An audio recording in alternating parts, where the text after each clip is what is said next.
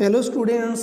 तो आपका एक बार फिर से स्वागत है आपके अपने ऑनलाइन प्लेटफॉर्म चेक तैयारी पर। और आज हम आपके लिए लेकर आए हैं 21 मार्च 2024 का करंट अफेयर। ठीक है, ये करंट अफेयर रहेगा जो आपके जो नेक्स्ट एसएससी जीडी आरपीएफ की जो हाल ही में वैकेंसी चल रही है उसके लिए, और आरआरबी एनटीपीसी और सीपीओ एग्जाम्स के लिए आपकी इंपॉर्टेंट रहने वाली है।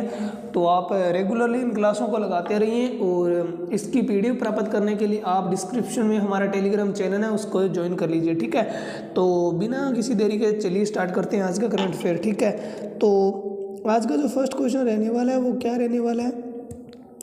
आज का जो फर्स्ट क्वेश्चन है वो ये है कि चौथे संघाई सहयोग संगठन स्टार्टअप फोरम का आयोजन कहाँ किया गया है। ठीक है, ये क्वेश्चन है, ये आपके संघाई सहयोग संगठन से है, और इसमें आपको विशेष तौर से ये ध्यान रखना है कि स्टार्टअप फोरम का आयोजन कहाँ किया गया, कौन से नंबर का है, तो 4th नंबर का है। ठीक है, का सहयोग संगठन स्टार्टअप फोरम का आयोजन कहाँ किया गया है। तो आपके ऑप्शन सुन लीजिए। आपके ऑप्शन है संघाई, मॉस्को, नई दिल्ली और ताशकंद। ठीक है, इसमें सबसे पहले आपको ये बात ध्यान रखनी है कि जो संघाई सहयोग संगठन है जिसको बोलते हैं एससीओ, ठीक है, इसकी जो स्थापना रहने वाली है वो 2001 में रहने वाली है संघाई सहयोग संगठन की। ठीक है, और इसका जो हेडक्वार्टर है वो कहाँ रहने वाला है, तो हेडक्वार्टर चीन में रहने वाला है आपका। ठीक है, चीन हो गया। उसके बाद में जब भारत कब शामिल हुआ था इसमें, तो इंडिया जो कब शामिल हुआ था इसमें संघाई सहयोग संगठन में, तो इंडिया 2017 में इसमें शामिल हुआ था। कब, 2017 में शामिल हुआ था संघाई सहयोग संगठन में स्टाफ।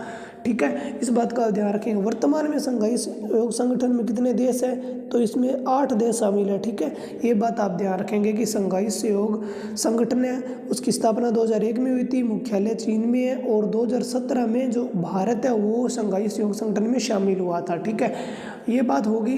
तो इसका जो आंसर रहने वाला है वो आपका ऑप्शन नंबर सी। ठीक है, नई दिल्ली इसका आंसर रहने वाला है कि संघाई सहयोग संगठन चौथे का फोरम का जो आयोजन है वो कहाँ किया गया, तो नई दिल्ली में किया गया। ठीक है, तो चलते हैं अपने नेक्स्ट क्वेश्चन की ओर। आज का जो आपका सेकंड नंबर का जो क्वेश्चन रहने वाला है वो है भारतीय कृषि अनुसंधान परिषद से। ठीक है, क्या है कि भारतीय कृषि अनुसंधान परिषद ने कृषि के क्षेत्र में नई तकनीक के लिए किसके साथ समझौता किया। ठीक है, तो ये भी क्वेश्चन मोस्ट रहने वाला है। आपके ऑप्शन है हो गए, ठीक है, एग्रीएक्स लैब हो गए, अराव एग्रीटेक हो गया, और धनुका हो गया, और क्रो फार्म हो गया। ठीक है, क्रम फार्म हो गया। ठीक है, तो ये आपके ऑप्शन हो गए। उससे पहले अपने बात कर लेते हैं भारतीय कृषि अनुसंधान परिषद की। ठीक है, तो जो इसका मुख्यालय रहने वाला है वो कहाँ रहने वाला है इसका, तो भारतीय कृषि अनुसंधान परिषद का मुख्यालय कहाँ रहने वाला है, तो इसका मुख्यालय नई दिल्ली में रहने वाला है। ठीक है, नई दिल्ली में इसका मुख्यालय है। ठीक है, नई दिल्ली में और कौन कौन से मुख्यालय है इसका बात आप ध्यान रखेंगे। तो नई दिल्ली में और किस किस के मुख्यालय हैं, जैसा कि यहाँ पे अपने बात करते हैं नई दिल्ली में और किसके मुख्यालय हैं। ठीक है, तो नई दिल्ली से बात करते हैं। एक तो एम्स हो गया। ठीक है, एम्स बोले हिंदी में इसका क्या नाम हो गया, अखिल भारतीय आयुर्विज्ञान संस्थान का मुख्यालय भी कहाँ हो गया, तो नई दिल्ली में हो गया। ठीक है, इसके बाद में भारतीय मौसम विज्ञान वेधशाला, कौन सा, तो भारतीय मौसम विज्ञान वेधशाला, ये भी कहाँ है, तो ये भी नई दिल्ली में। ठीक है, और एक कौन सा है, तो भारतीय रेल संग्रहालय कहाँ है, तो भारतीय रेल संग्रहालय, भारतीय रेल जो म्यूजियम है या रेल संग्रहालय वो भी इसकी जो मुख्यालय हेडक्वार्टर वो भी नई दिल्ली में। आप इस बात को आप ध्यान रखेंगे। ठीक है, और उसके बाद में अपने एक बात और कर लेते हैं यहीं पे कि जो इंदिरा गांधी राष्ट्रीय कला केंद्र है, ये आरआरबी में पूछा गया है। इंदिरा गांधी राष्ट्रीय कला केंद्र ये कहाँ पे है, तो इसका भी मुख्यालय नई दिल्ली में है। ठीक है, ये आया हुआ एग्जाम है, तो आप ध्यान रखेंगे कि इंदिरा गांधी राष्ट्रीय कला केंद्र कहाँ है, तो नई दिल्ली में। ठीक है, और इसका जो आपका आंसर रहने वाला है वो ऑप्शन नंबर सी रहने वाला है, धनुका। ठीक है, एग्री लिमिटेड। ठीक है, तो ये बात आप ध्यान रखेंगे। उसके बाद में चलते हैं अपने प्रश्न नंबर 3 पे। ठीक है, आज का जो आपका प्रश्न नंबर 3 रहने वाला है वो क्या है तो किसे हाल ही में पश्चिम बंगाल के नए पुलिस महानिदेशक के रूप में नियुक्त किया गया है? आपके ऑप्शन है संजय मुखर्जी, अजय कुमार, राजीव कुमार और महेश चक्रवर्ती। ठीक है, तो उससे पहले आपको कुछ पश्चिम बंगाल के बारे में बातें पता होना चाहिए।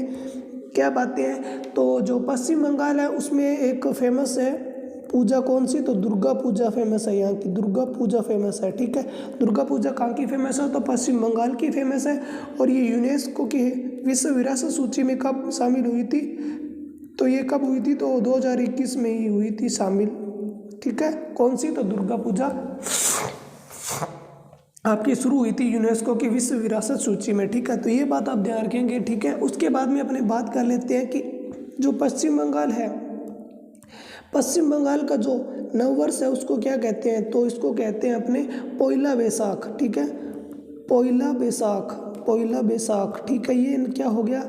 तो ये हो गया आपका पश्चिम बंगाल का नववर्ष, पोइला बैसाख। ठीक है, ये बात आप ध्यान रखेंगे। और जैसे केरल का नववर्ष कौन सा है? तो केरल का नववर्ष आपके विशु हो गया। ठीक है, विशु केरल का हो गया। ये बातें आप ध्यान रखेंगे। इसके बाद में अपने 2-3 यहाँ पे राष्ट्रीय उद्यान बात कर लेते हैं इसमें जो पश्चिम बंगाल में है। जैसे सुंदरवन राष्ट्रीय उद्यान कहाँ है? सुंदरवन, सुंदरवन नेशनल पार्क ये कहाँ है? तो ये भी पश्चिम बंगाल में है। बक्सा कहाँ पे है? तो बक्सा नेशनल पार्क राष्ट्रीय उद्यान ये भी कहाँ है? तो ये भी पश्चिम बंगाल में है।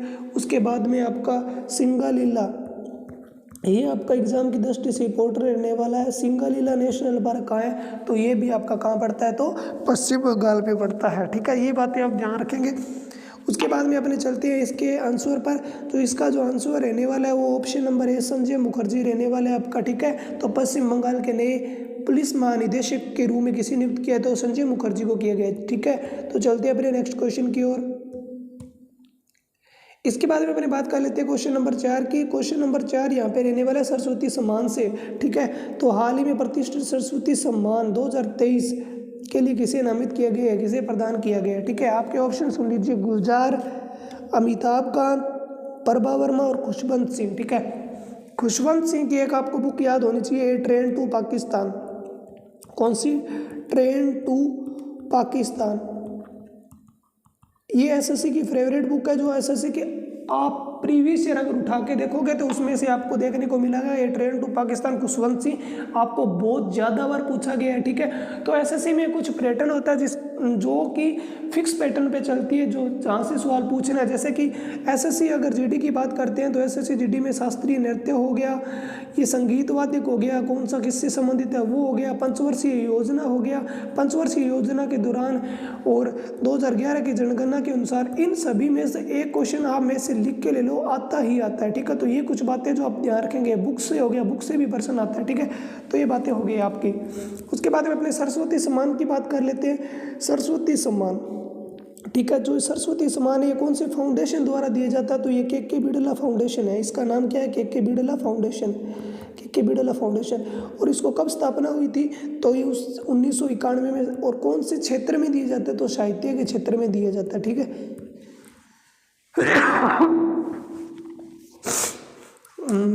काफ़ी दिन हो गए, 2-3 दिन हो गए, मेरी तबीयत कुछ ठीक नहीं चल रही है, तो आप थोड़ा गौर पीट कर लीजिए मेरे साथ। ठीक है, तो जैसे कि कल भी आपकी क्लास नहीं आई थी, तो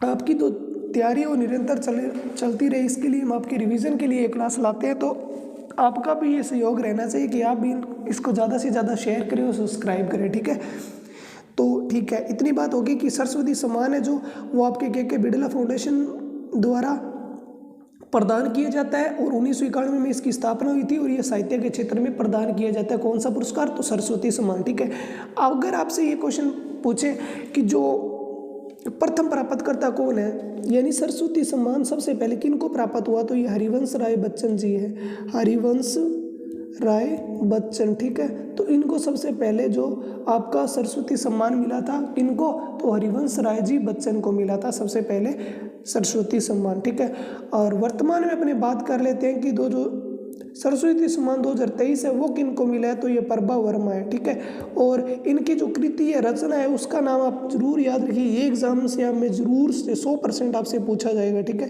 तो इसका नाम लिखिए रौद्र सात्विकम। ठीक है, सात्विकम, ये इनकी रचना का नाम है रौद्र सात्विकम। ठीक है, अगर आपसे पूछा जाए कि रौद्र सात्विकम किसकी रचना है या किसकी कृति है तो ये प्रभा वर्मा की है। ठीक है, इसके बाद चलते हैं अपने नेक्स्ट क्वेश्चन की ओर।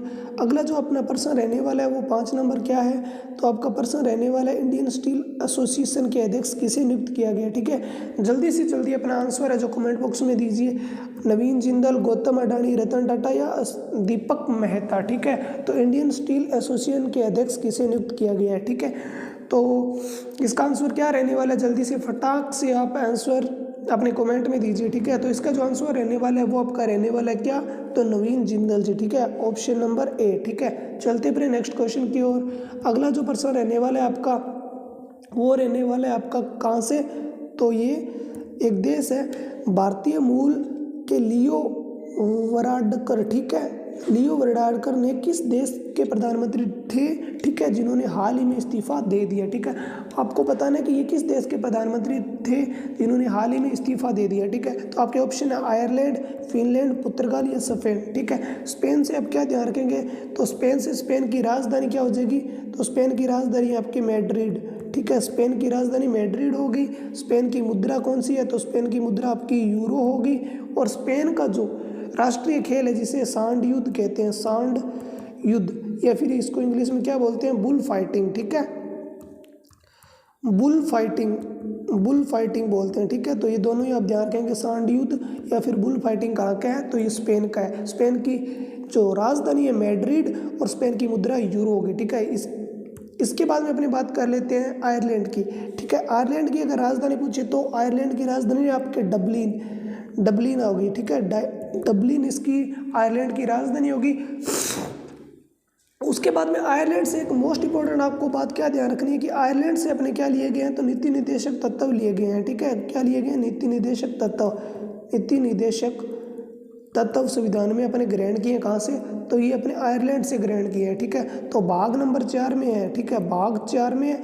और अनुच्छेद पूछे तो नीति निर्देशक तत्वों का अनुच्छेद 36 से 51 तक है। ठीक है, 36 से 51 तक है। और 51 कैसे अपने मौलिक कर्तव्य स्टार्ट हो जाते हैं। ठीक है, जो रूस से लिए गए हैं। ये बातें ध्यान रखने के बाद में अपने बात कर लेते हैं इसके आंसर की, और इसका आंसर जो रहने वाला है वो आपका आयरलैंड रहने वाला है। ठीक है, चलते अपने आज के लास्ट क्वेश्चन पे। ठीक है, आज का जो आपका लास्ट क्वेश्चन रहने वाला है वो विश्व वानिकी दिवस से रहने वाला है। विश्व वानिकी दिवस प्रतिवर्ष कब मनाया जाता है। ठीक है, विश्व वानिकी दिवस। ठीक है, तो इसका जो आपका आंसर रहने वाला है उससे पहले अपने बात कर लेते हैं 23 दिसंबर की। 23 दिसंबर को कौन सा दिवस मनाया जाता है, तो राष्ट्रीय किसान दिवस मनाया जाता है, राष्ट्रीय किसान दिवस। ठीक है, ये इंपॉर्टेंट होने वाला है। चौधरी चरण सिंह जी जिनको हाल ही में 2024 में भारत रत्न मिला है। ठीक है, किसान दिवस 23 दिसंबर। ठीक है, उसके बाद में 5 सितंबर क्या कौन सा दिवस मनाया जाता है, तो शिक्षक दिवस कब मनाया जाता है, तो 5 सितंबर शिक्षक दिवस। ठीक है, इसके बाद में जो 22 दिसंबर है उसको कौन सा दिवस मनाया जाता है, तो राष्ट्रीय गणित दिवस। राष्ट्रीय गणित दिवस, जो कि अपने भारत के महान गणितज्ञ थे कौन, संत रामानुजाचार्य थे, जिनको गणित के क्षेत्र में बहुत ज़्यादा विख्याति विश्व विख्याति थे बंदे, जो वास्तव में उनको सलाम है। ठीक है, और अभी आप इनके जो जन्म दिवस पे आपको राष्ट्रीय गणित दिवस मनाया जाता है रामानुजाचार्य के। तो 22 दिसंबर को राष्ट्रीय गणित दिवस, 5 सितंबर को शिक्षक दिवस, 23 दिसंबर को राष्ट्रीय किसान दिवस, और 21 मार्च को कौन सा दिवस मनाया जाता है, तो 21 दिसंबर को आपका 21 मार्च को आपका कौन सा मनाया जाता है, तो विश्व वानिकी दिवस आपका मनाया जाता है। ठीक है, प्रतिवर्ष। ठीक है, इसके बाद में आप क्या ध्यान रखेंगे, तो इसके बाद में आप क्या ध्यान रखेंगे, तो 21 मार्च जो ये वर्तमान में हुआ है इसकी थीम आपको पूछ ली जाती है कई बार, तो इसकी थीम ध्यान रखेंगे। विश्व वानिकी दिवस 2024 की थीम क्या है, तो वन और नवाचार। क्या है, वन और नवाचार। ठीक है, ये इसकी थीम है, तो ये आप थोड़ा ध्यान रखेंगे। वन और नवाचार 2024 में जो विश्व वानिकी दिवस है उसकी थीम रहने वाली है। ठीक है, तो ये थे आज के आपके 7 क्वेश्चन, और आई होप आप सभी को समझ आए होंगे और आप सभी ने पूरी तसल्ली के साथ इनको नोट भी किए होंगे। अगर जो भी भाई बंधु इस चैनल पे नए हैं वो इस चैनल को सब्सक्राइब कर लें, जिससे हमें बहुत ज़्यादा आपकी सपोर्ट मिलती है, और ज़्यादा से ज़्यादा इसको शेयर भी करें जो अपने पढ़ने वाले मित्र हों उन्हीं को। ठीक है, तो धन्यवाद। जय हिंद, जय भारत।